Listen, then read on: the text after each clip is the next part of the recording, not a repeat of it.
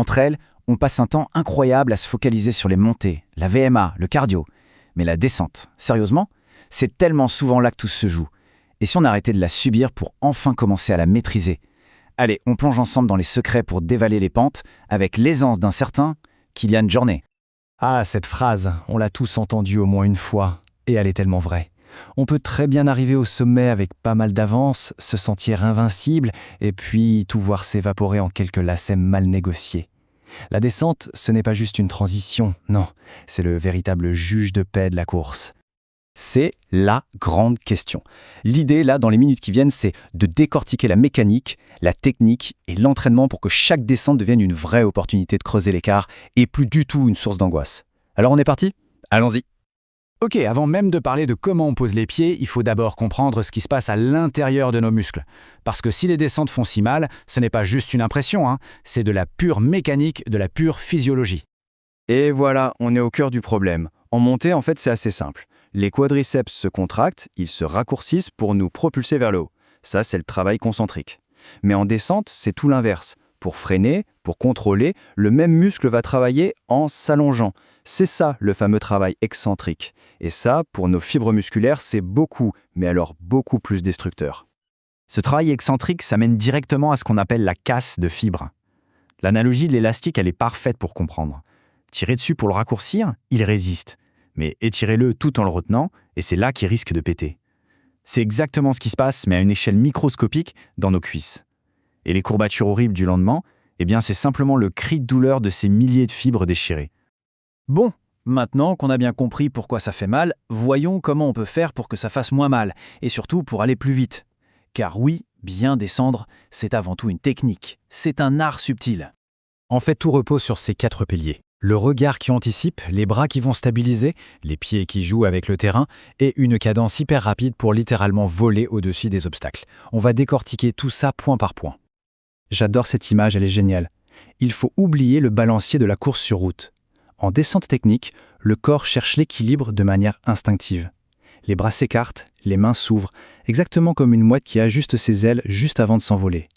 Il ne faut surtout pas lutter contre ce réflexe, au contraire, il faut l'amplifier. Les bras deviennent nos stabilisateurs. Et voilà, on arrive au point crucial, et c'est peut-être le plus difficile à maîtriser. Toute la technique du monde ne sert absolument à rien si on est crispé comme un piquet. La peur, ça tétanise, ça bloque la respiration et ça transforme les jambes en poteaux de béton. L'objectif, c'est de devenir fluide, de danser avec la pente, pas de se battre contre elle.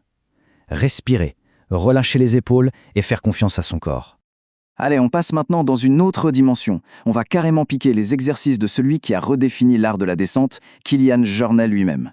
Pour lui, descendre vite, ce n'est pas une question de bourriner, mais de devenir léger et intelligent. Il propose une série de 5 exercices qui franchement ressemblent plus à des jeux qu'à un entraînement militaire. Le but de tout ça, développer des automatismes, améliorer sa lecture du terrain et la conscience de son corps dans l'espace. Premier exercice, et tout se passe dans la tête. Avant de se lancer dans une portion un peu technique, on s'arrête une seconde et on regarde. On trace mentalement sa ligne idéale. Tiens, cette pierre pour l'appui, ce virage à couper, cette racine à éviter. Le cerveau enregistre le parcours avant même que les jambes ne s'en mêlent. Ça peut paraître complètement fou, je sais bien. Mais en fait, c'est la suite logique. Une fois que la ligne est mémorisée, on s'élance et, sur une portion sûre, hop, on ferme les yeux 1 ou 2 secondes.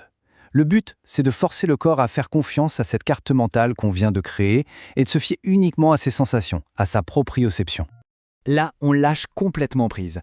Le but, c'est de se désinhiber et de travailler son agilité. Faire une petite pirouette, des pas chassés, des petits sauts pieds joints.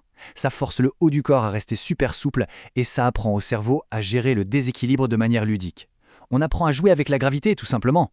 Cet exercice est juste incroyablement formateur. En se collant littéralement au talon d'un partenaire, on n'a plus aucune visibilité à plus de 2 mètres. Donc, fini l'anticipation, le cerveau est obligé de passer en mode réflexe pur, analyser et réagir en une fraction de seconde. C'est intense, c'est sûr, mais c'est radical pour aiguiser ses réflexes. Et le dernier, un grand classique, la sortie de nuit. Le faisceau de la frontale, ça crée un tunnel de lumière. Cet exercice force à faire ce qui est essentiel en descente, scanner en permanence entre le sol, juste devant soi pour assurer l'appui, et beaucoup plus loin pour anticiper la trajectoire. C'est un va-et-vient constant du regard. Avoir la technique, c'est une chose. Avoir les jambes pour l'appliquer, c'en est une autre. La technique sans la force, ça ne marche pas. Alors voyons un peu comment on se prépare physiquement à encaisser tous ces chocs. Une science comme celle-ci, c'est parfait pour ça. Le principe est à la fois simple et diabolique. On monte tranquillement, en mode récupération, et on lâche tout dans la descente. On s'entraîne spécifiquement à courir vite sur des muscles qui sont déjà fatigués, et on habitue les fibres à subir ce fameux travail excentrique. C'est dur, mais c'est vraiment comme ça qu'on progresse.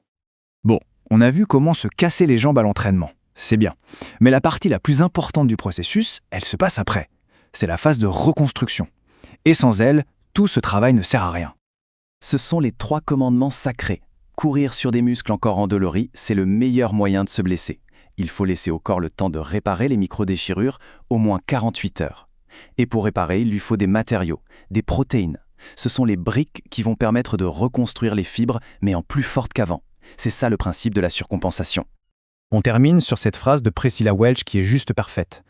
La descente, ça peut intimider, c'est vrai, mais ce n'est pas une fatalité. C'est une compétence qui se travaille, qui se polit et qui se maîtrise.